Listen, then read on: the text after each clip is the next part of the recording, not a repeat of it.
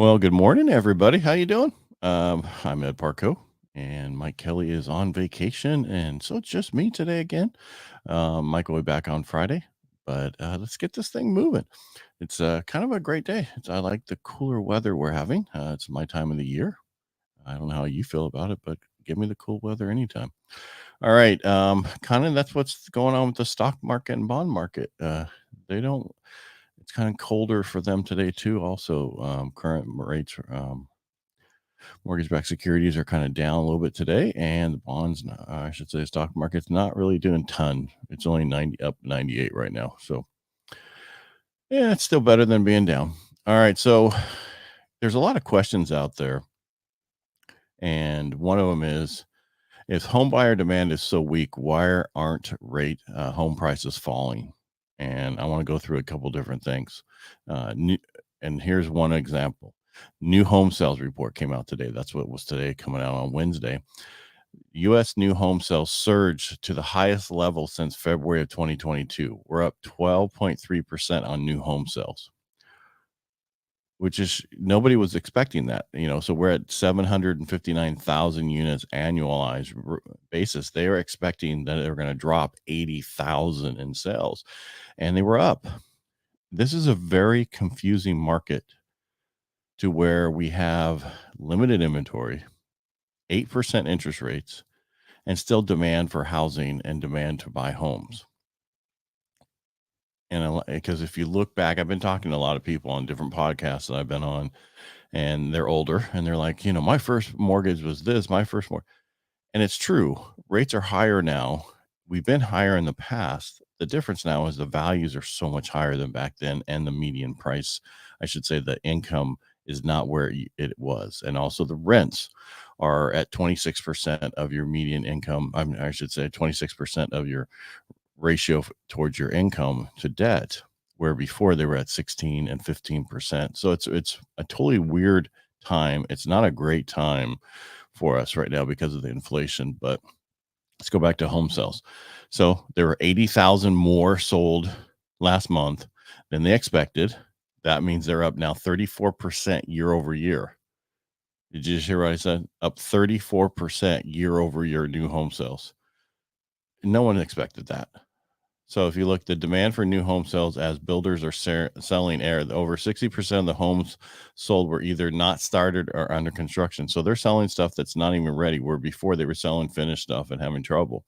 There were 435,000 new homes for sale at the end of September, which is practically unchanged from last month and down 1% from a year over year. With the current sales rate, there's a supply of 6.9 months. All right, so the sales on new homes is totally different than the sales on existing homes with inventory.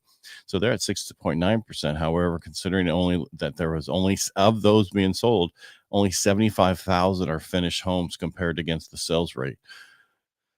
So what does that mean? That means that new home sales are doing really well where they're building homes to be sold.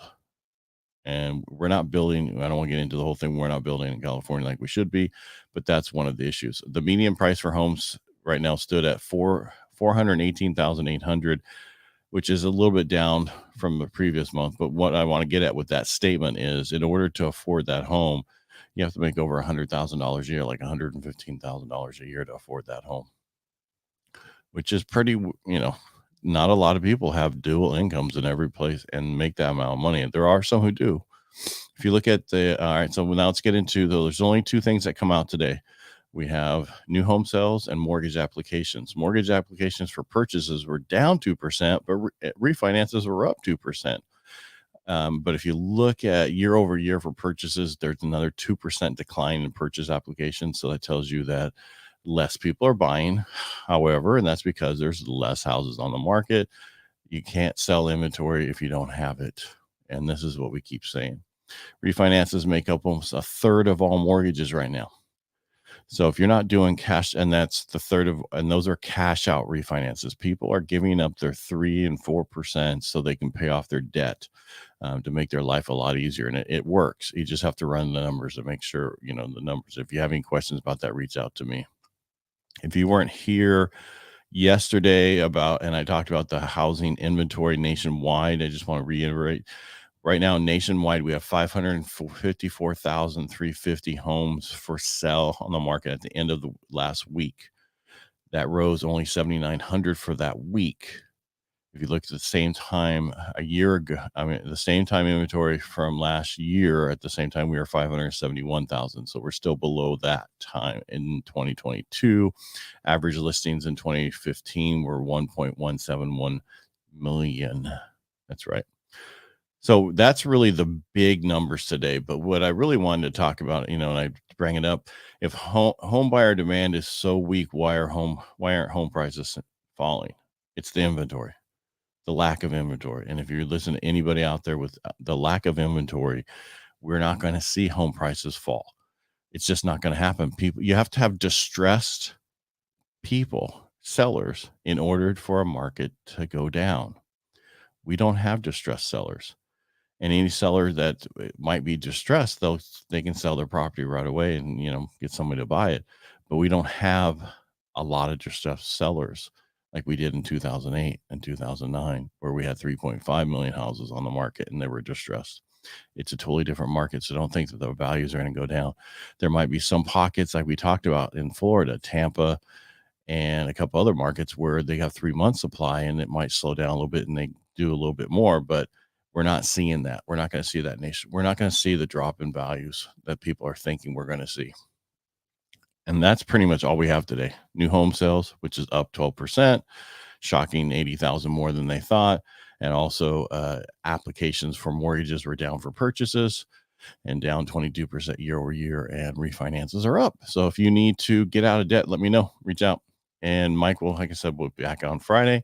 I hope if you have any questions, reach out, make a comment, I'll answer them. But that's pretty much all we have today.